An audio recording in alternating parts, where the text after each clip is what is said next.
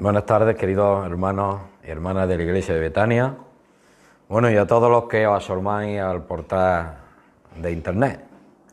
Bienvenidos seáis, un domingo más, y llegamos a final de año.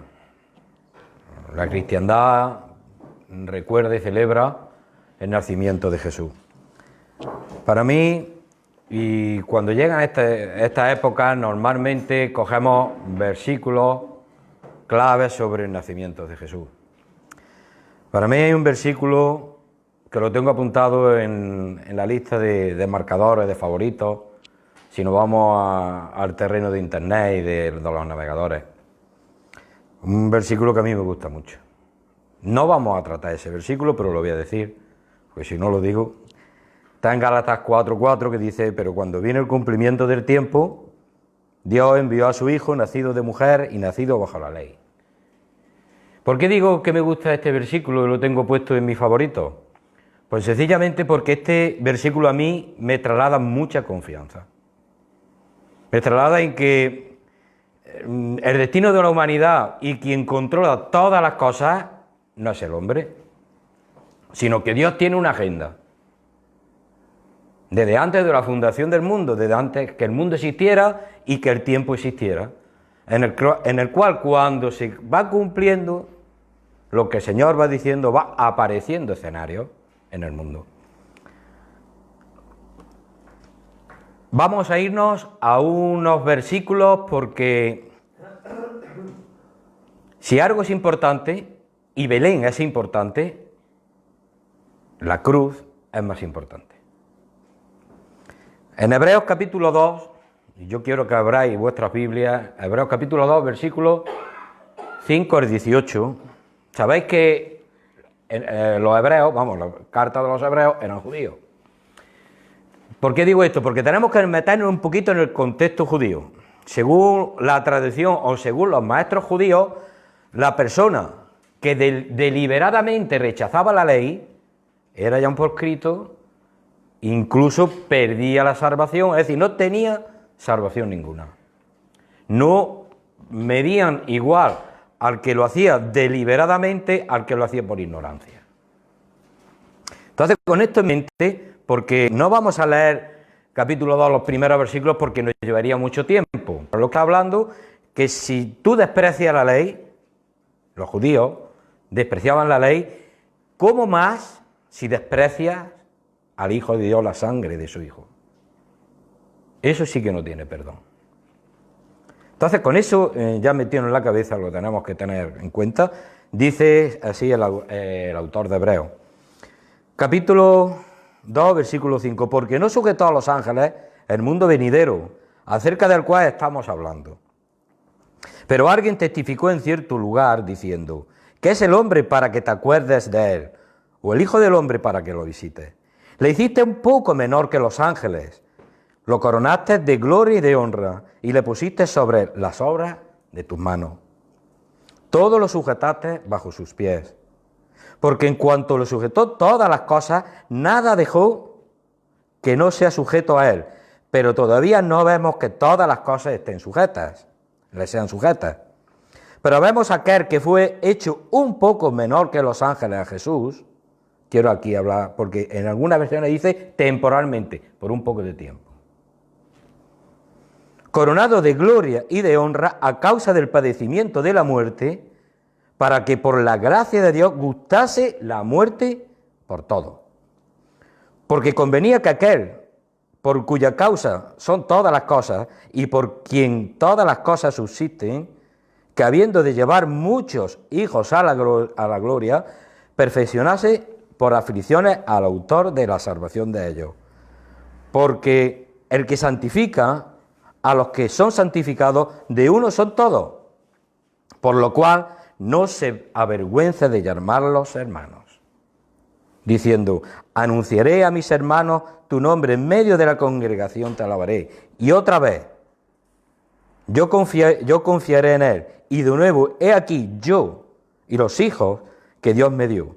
Así que por cuanto los hijos participaron de carne y sangre, él participó de lo mismo, para destruir por medio de la muerte al que tenía imperio de la muerte, esto es el diablo, y librar a todos los que por temor de la muerte estaban durante toda la vida sujetos a servidumbre. Porque ciertamente no socorrió a los ángeles, sino que socorrió a la descendencia de Abraham. Por lo cual deberías de ser en todo semejante a sus hermanos, para venir a ser misericordioso y fiel sumo sacerdote, en lo que a Dios se refiere, para expiar los pecados del pueblo. Pues en cuanto él mismo padeció, siendo tentado, es poderoso para socorrer a los que son tentados. Hasta aquí la palabra del Señor. Y yo creo que no tiene desperdicio ninguno estos versículos, ninguno. Porque aquí se nos está diciendo que el mismo Dios se revistió de humanidad por un poco de tiempo. Y fue hecho un poquito menor que los ángeles, es decir, hombre. Y en la noche de la Navidad, la tierra no sabía lo que iba a suceder aquí. Cuando Jesucristo nació, la tierra no sabía lo que sucedía, pero el cielo sí lo sabía. Y la prueba la tenemos en cuando esos ángeles se le aparecen a los pastores. Gloria a Dios en las alturas y en la tierra paz. Buena voluntad para con los hombres. El cielo sí lo sabía, hermano. Cuando Cristo, y ya nada más que cuando Jesucristo nació allí en Belén, en aquel portal, posiblemente solo, alguna vez, yo creo que el año pasado o el otro se habló de esto, que ella dio a luz sola, ya se veía venir la vida que iba a tener nuestro Señor Jesucristo. Un niño pequeño, un niño recién nacido, lo habéis visto vosotros lo tierno que es, ¿verdad? Pues esas manos tan tiernas, 33 años después iba a ser clavada en la cruz del Calvario. Esos pies también iba a ser clavado en ese madero. Y esa cabeza pequeña iba a ser coronada de espinas. Y ese pecho iba a ser pasado por una lanza. Y se iba a ver un corazón abierto. Belén es importante, pero es mucho más importante, y queda en segundo plano, es para lo que vino el Señor Jesucristo. Jesucristo vino a sufrir y a morir por el pecado de la humanidad. Y esta mañana queremos responder a la pregunta del por qué Jesús vino. Ya la estamos empezando a responder. ¿Y para qué vino? Jesús, en esta tierra, Jesús vino para que conocieran a Dios, sí, hermano. Para enseñar verdad, sí.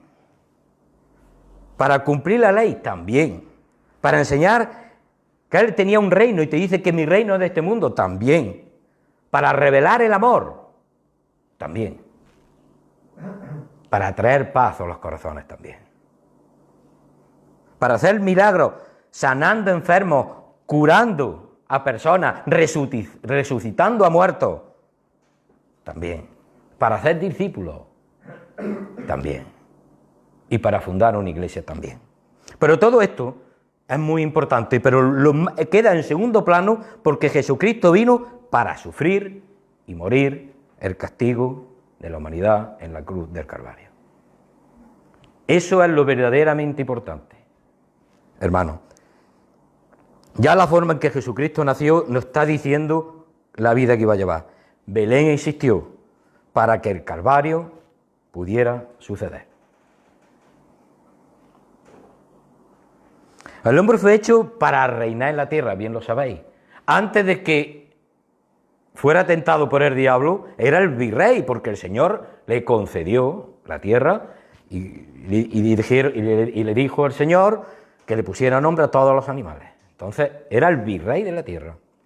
Pero también sabéis que cuando Adán y Eva pecaron y cayeron, ese reino fue trasladado al reino de las tinieblas, al diablo. Y vamos a ver 4 cosas, 4 metas o 4 objetivos, como queramos llamarlo, que nos están diciendo para qué vino el Señor, por qué nació Jesús y para qué vino el Señor. Primero, nuestro Señor es el sustituto de la humanidad.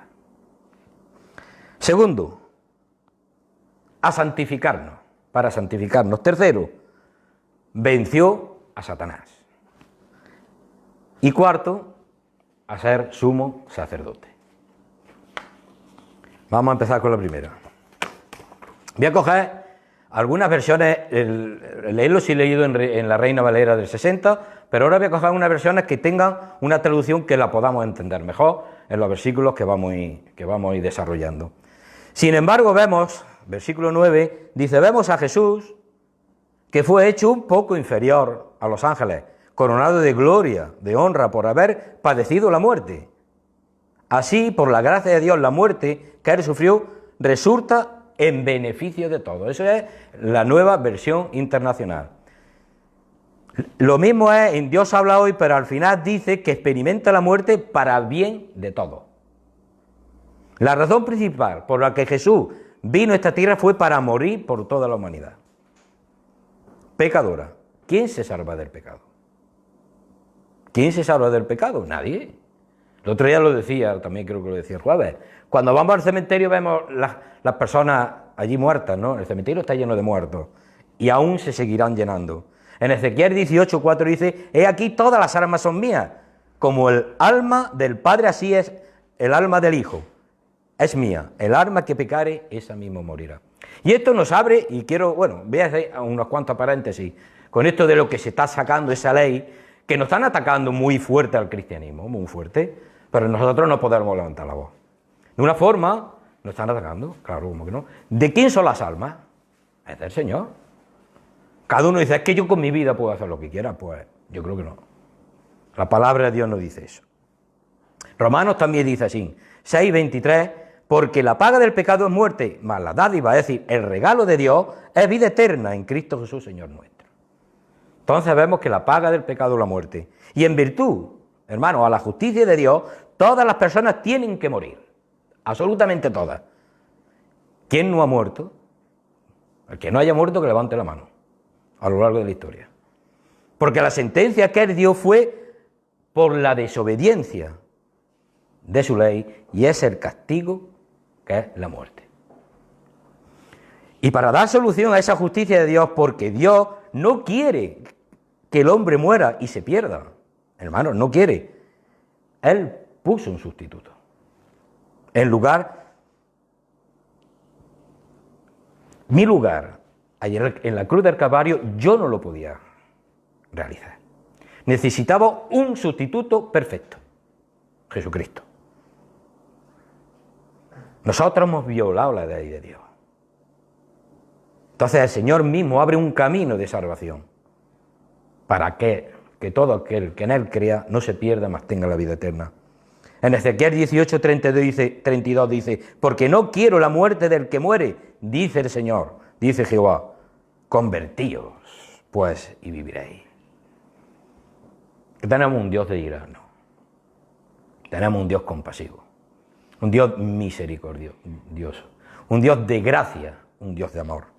La muerte de sus santos es de alta estima, hermanos, para Dios, como dice el Salmo 116:15. En cambio, el Señor no se complace cuando una persona se pierde, no se está complaciendo. Sin arrepentimiento, cuando acaba su vida y no se ha arrepentido, el Señor no se complace de eso, ni mucho menos. Todo lo que es salvación viene de Dios, absolutamente todo. Él prepara el camino de la salvación. Pero es responsabilidad del hombre que se pierda, porque no ha creído en el unigénito Hijo de Dios. Echó pues fuera al hombre y puso al oriente del huerto del Edén a querubines, y una espada encendida que se revolvía por todos los lados para guardar el camino del árbol de la vida. Eso está en Génesis, cuando ya Adán y Eva son expulsados del paraíso, el Señor pone 2 querubines para que no tengan acceso al árbol de la vida. ¿Quién traspasó y entró primero en el árbol de la vida? Jesucristo. Y Él ha abierto un camino para que cada uno de nosotros, en arrepentimiento, llegue a la cruz del Calvario y pueda entrar a ese árbol de la vida. Jesucristo fue traspasando en el camino del árbol de la vida, pero el precio que Él pagó fue un sufrimiento que nosotros no lo podemos entender. La segunda persona de la Trinidad, hermanos, el Hijo de Dios, vino a este mundo revestido de humanidad por un poco de tiempo hecho menos que los ángeles, y en carne y se humilló, y asimismo vino a la tierra para morir. ¿Para morir el qué? Tu muerte y mi muerte. Para alejarnos de ese infierno eterno. Porque la gente se podrá reír, el infierno no existe, el infierno es real. Satanás es real. Aquel que no pecó se volvió, se hizo pecado.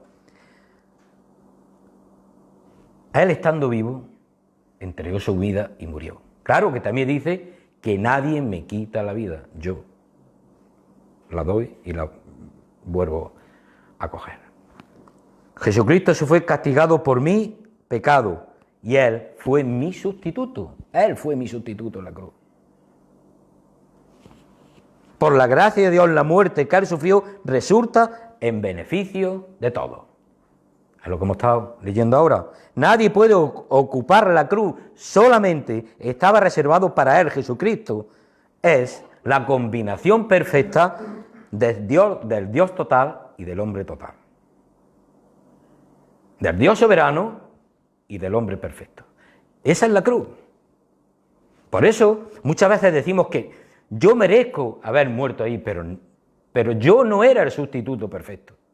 Jesucristo sí era el sustituto perfecto. Entonces Jesucristo vino a esta tierra para sufrir y para morir por la humanidad. ¿Qué es lo que pasa? Que todo aquel que pase por la cruz del Calvario en arrepentimiento, como ha dicho en Ezequiel, convertíos y viviréis, podremos coger provisión de salvación.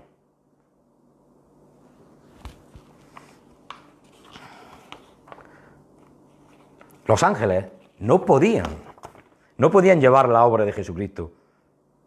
Ellos no podían. Solamente Dios en Él mismo podía realizar la obra de la cruz del Calvario. Era imposible que los ángeles realizaran eso. Igual que los ángeles tampoco tienen salvación, porque no hay sustituto para los ángeles.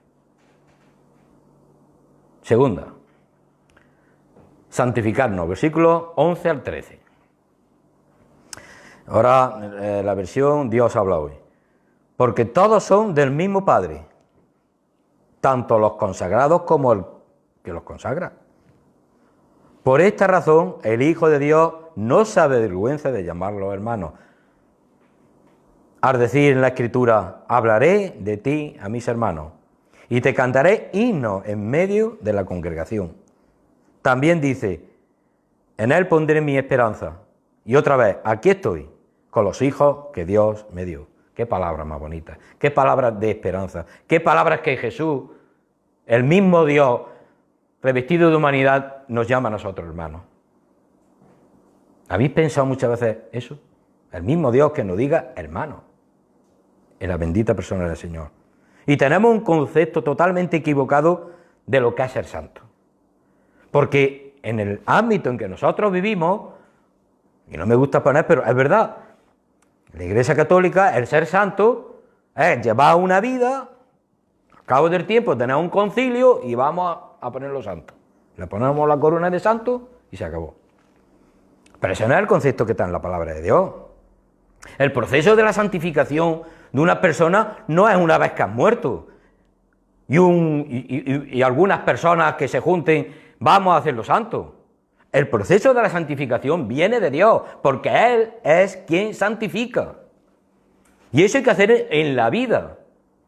Una vez que llega a la cruz del Calvario, tienes que cambiar 180 grados. Entonces, la vida de la santificación es en vida. Vamos, el proceso de la santificación es en vida.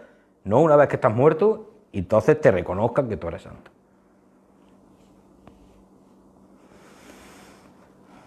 Habéis pues de serme santos porque yo, Jehová, soy santo. Sí o sí, la persona cristiana que ha nacido de nuevo tiene que ser santo. Requisito imprescindible, porque el Señor es santo. Os he apartado de los pueblos para que seáis míos. El Señor hace santo una vez que te aparta del mundo, que te aparta de la forma vana de vivir que hay en el mundo. No es un reconocimiento después de muerto, sino un apartado en vida. También lo dicen, lo vamos a hablar en el Antiguo Testamento, en el Nuevo, en 1 de Pedro 1:15, de sino como aquel que os llamó es santo, sed también vosotros santos. ¿Y qué dice después? En toda vuestra manera de vivir. La santidad es un proceso continuado en la vida de un cristiano. Es cambiar como tú eres, es cambiar tu pensar y pensar como piensa Dios. Es así, hermano. Y debemos reconocer que nos cuesta mucho trabajo. Debemos de admitir de que muchas veces flaqueamos en este sentido. Otra meta que Jesucristo consiguió en la cruz es poder santificar a todos los que vienen a ella. Si Jesucristo no hubiese muerto, nosotros no podríamos jamás ser santos y estaríamos condenados eternamente. ¿Veis por qué Jesucristo tuvo que venir? No, dice el cántico, no había otra solución aparte de la cruz. No había. Todavía estamos en esta tierra, todavía nosotros estamos pecando, hermanos, pero a los ojos de Dios somos santos. Somos santos. ¿Por qué? Porque no lo merecemos, no. Porque en posición estamos santificados en Cristo. Una vez que nosotros nos arrepentimos de nuestros pecados y aceptamos a Jesucristo como único, suficiente Salvador, Dios nos coge y nos coloca en Cristo. Por cuanto mis pecados son pagados por Jesús. ¿Cuántos pecados? ¿Cuántos pecados paga Jesús por mí a lo largo de mi vida? Por todos mis pecados la deuda con Dios está saldada. Vosotros, los que hemos creído, ya no le debemos nada. Judicialmente está pagada. Cristo lo ha pagado en la cruz del Calvario. Nosotros no le debemos nada al Señor. Pero hay que ser santo, hermano. Escuchad esto, uno de los propósitos que consiguió Jesús en la cruz del Calvario, ¿qué cambió? Él llevó mi pecado, hermano, y me dio su justicia. Él llevó mi maldad y me dio su santidad. Él me dio su santidad. Y esto lo vemos en uno de los versículos que también debe de estar en los favoritos de los creyentes, en los marcadores de los creyentes. Al que no conoció pecado por nosotros, lo hizo pecado, para que nosotros fuésemos hechos justicia de Dios en él. Él llevó mi pecado y me dio su justicia. Él llevó mi maldad y me dio su santidad. ¿Era necesario que Cristo muriera? ¿Era necesario que Belén estuviera ahí? Sí, porque sin estar Belén, Jesucristo no estaría en la cruz del Calvario. Poner atención a esto, hermano. Cristo vino, tomó un cuerpo, murió, una muerte sacrificial y sustitutoria para hacer la voluntad de Dios. La voluntad de Dios es que Jesucristo viniera. Y cuando estaban en el seno trino, le dijo, Padre, vamos a hacer una forma para que lo entendamos. Padre, yo sé que los sacrificios del Antiguo Testamento no satisfacen. Voy yo, da mi cuerpo y haré el último sacrificio para abrir la vía de salvación. Por eso vino Jesucristo, hermano, diciendo primero sacrificio, ofrenda y holocausto y expiaciones por el pecado no quisiste, ni te agradaron, las cuales cosas se ofrecieron según la ley. Todos los días, muchos sacrificios, todos los días. Sacrificio, un sacrificio, otro. Pero el pecado de su pueblo Israel no era perdonado, era apartado para el año que viene. Y era un sacrificio otro. Y diciendo luego, he aquí, vengo, oh Dios, para hacer tu voluntad. Quita lo primero, es decir, quita esa ley para establecer esto último, para establecer la gracia. Y en esa voluntad somos santificados mediante la ofrenda del cuerpo del Señor Jesucristo, hecha una vez y para siempre. Por eso cuando una persona llega a la cruz del Calvario en arrepentimiento, no pierde la salvación, porque no depende de mí, depende de Dios. O has sido salvo, o eres salvo, o has sido iluminado y nunca has sido salvo. Eso lo tenemos en el capítulo 3 también de esta epístola. Tercera, ¿a qué vino? A vencer a Satanás. Qué alegría, ¿verdad? Qué alegría. Por tanto, ya que ellos son de carne y hueso, y también, eso está 14:15, versículo 14:15. Por tanto, ya que ellos son de carne y hueso, él también compartió esa naturaleza humana para anular, mediante la muerte, al que tenía el dominio de la muerte, es decir, al diablo. Y librar a todos los que por temor a la muerte estaban sometidos a esclavitud durante toda la vida. Es decir, a la ley que nos encierra en una esclavitud de la cual no podemos salir. Pero también nos dice, creo que en Gálatas, de que la ley va directamente a Cristo y es donde acaba la ley. Porque termina esa condenación y se abre la esperanza de la gracia. El regalo que Dios nos da a través y por medio de su Hijo, la salvación y la vida eterna. Hermano, la autoridad que tiene Satanás sobre los hombres, ¿sabéis cuál es? La muerte. Esa es la autoridad que tiene. El diablo sabe, hermano, que el pecado es la muerte, y si puede mantener a una persona viviendo en pecado hasta que se muera, es suya. Y eso es lo que trata el diablo. El opositor de Dios es Satanás, porque es oposición a Dios. Dios quiere que viva. El trabajo de Satanás quiere que muera, que no acepte a Cristo. Satanás sabe que si puedes mantener a un hombre o a una mujer bajo el yugo de la esclavitud espiritual hasta la muerte, Dios, por decirlo de una forma, no puede hacer nada más. Porque la salvación se consigue solamente en vida, no en muerte. Solamente. Dicho de otra forma, Dios, una vez que ha muerto esta persona, no puede tocarlo. Dios no puede llegar a ellos. Dios puede llegar a ellos solamente en vida, en muerte no. Por eso la oposición y la muerte la tiene Satanás, porque su trabajo es que una persona muera en condenación sin conocer a Cristo. Eso es el que tiene el imperio de la muerte. Ahora, alguien tiene que quebrantar ese poder.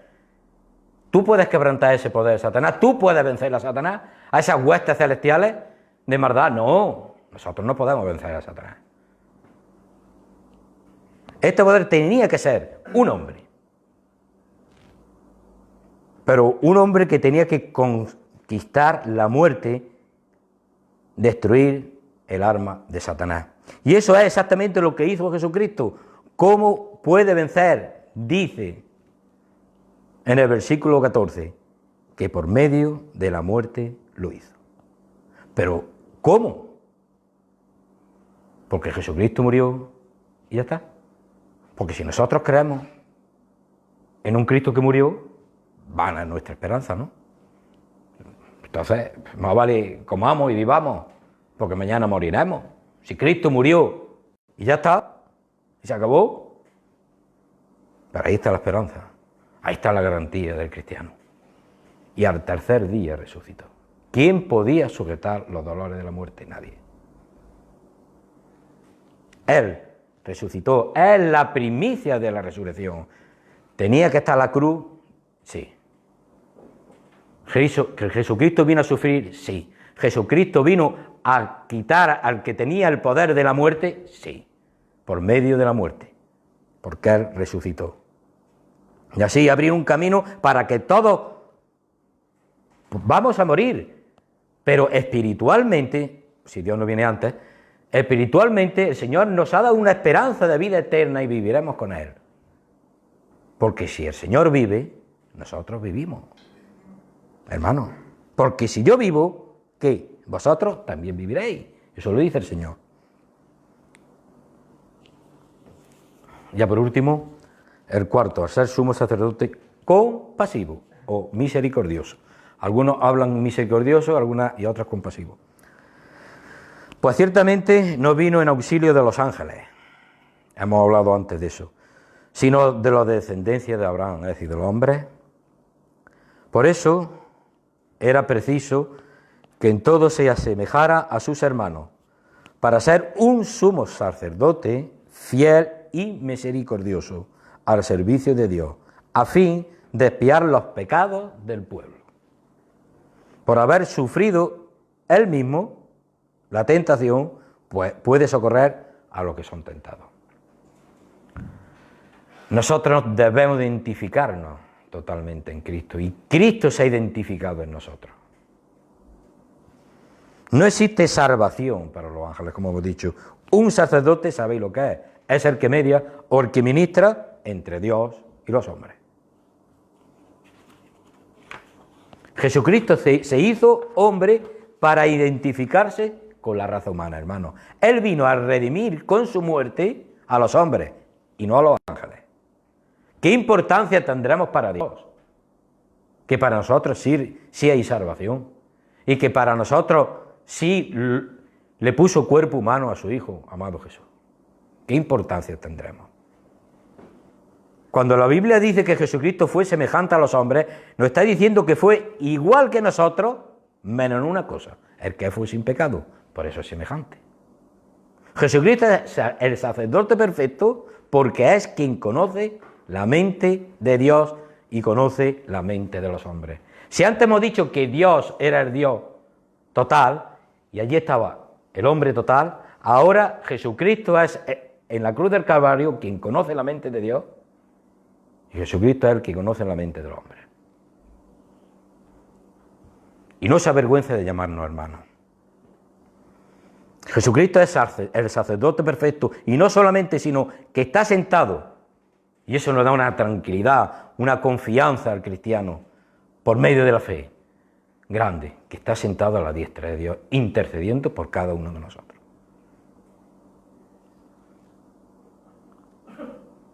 Y yo me gustaría abrir un paréntesis antes de terminar. Vamos a terminar, pero me gustaría abrir un paréntesis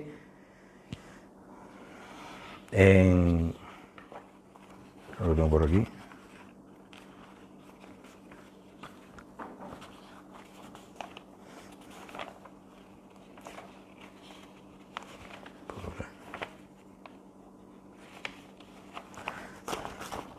Capítulo 3. Sabéis que Dios sacó a su pueblo con mano potente, con mano fuerte. Y me gustaría hacer una predicación sobre esto, tengo que estudiarlo, porque no lo sé bien, pero bueno, algo hay, cuando el reposo del pueblo de Dios. Dios da una tierra prometida, saca a su pueblo fuerte, porque, ya lo he dicho muchas veces, Israel es la vida del creyente, espiritualmente, y del no creyente también.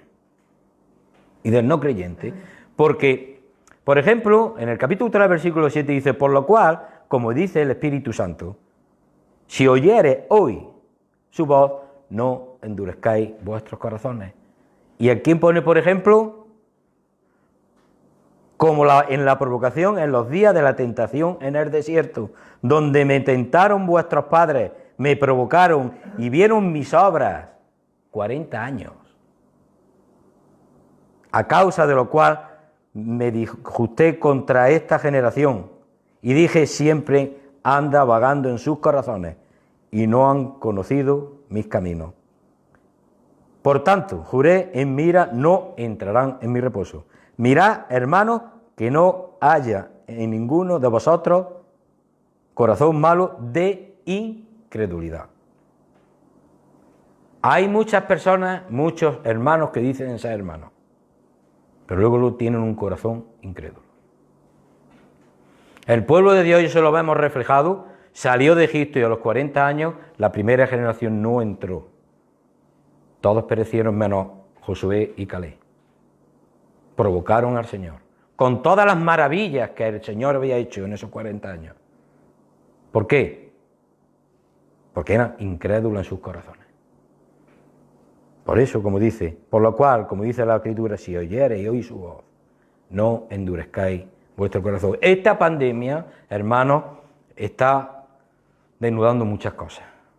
Ha puesto patas para arriba a la sanidad, patas para arriba. Está descubriendo el pensamiento de los políticos y no saben muchas veces lo que hacer porque se está desbordando en muchos sentidos. Lo que hay en el trabajo está haciendo agua, está haciendo desastres. Este año dice que habían cerrado, íbamos por octubre, veníamos escuchando, 17 millones de turistas para los 80 y tantos que vinieron el año pasado. Pero no solamente ya en la sociedad de fuera.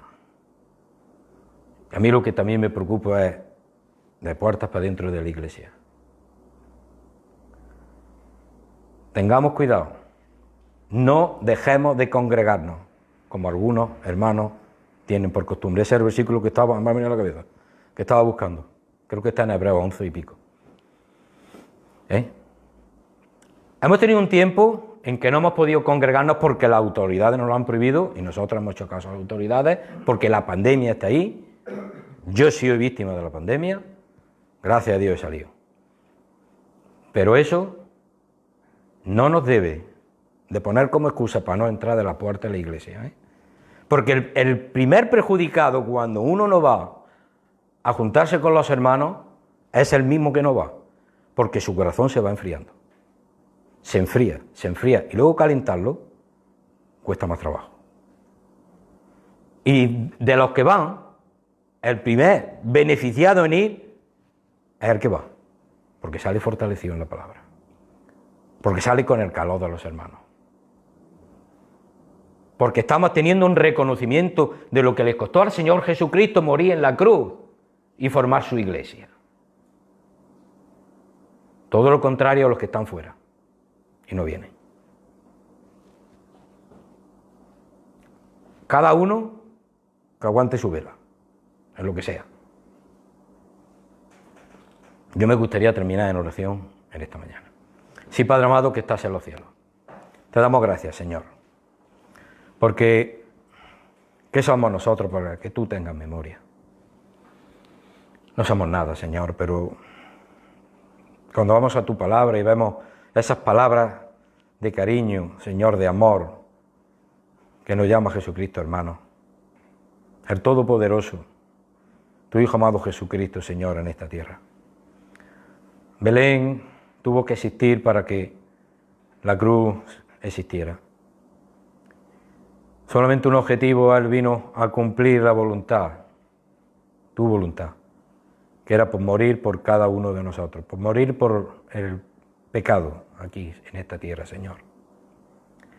Y un día nosotros nos llegamos a la cruz del Calvario con nuestro peso, Señor, del pecado, y lo depositamos allí. Y la justicia de tu Hijo amado Jesucristo fue puesta en nuestros hombros. Y mi maldad, Señor, en Él, y Él me dio la santidad.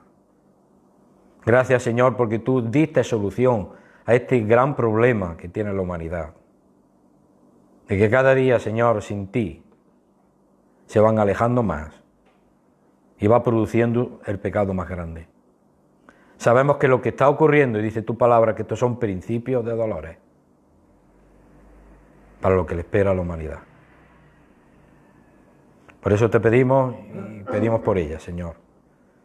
Porque si hay alguna persona que realmente, con fe, quiere llegar a la cruz del Calvario, Señor, ilumina su corazón. Dale entendimiento, dale comprensión, para entender que existe una vía, un camino, y que solamente está en tu Hijo. Gracias, Señor, por todas las bendiciones que recibimos de tu misericordia. En el precioso y bendito nombre de nuestro amado Salvador Jesús. Amén.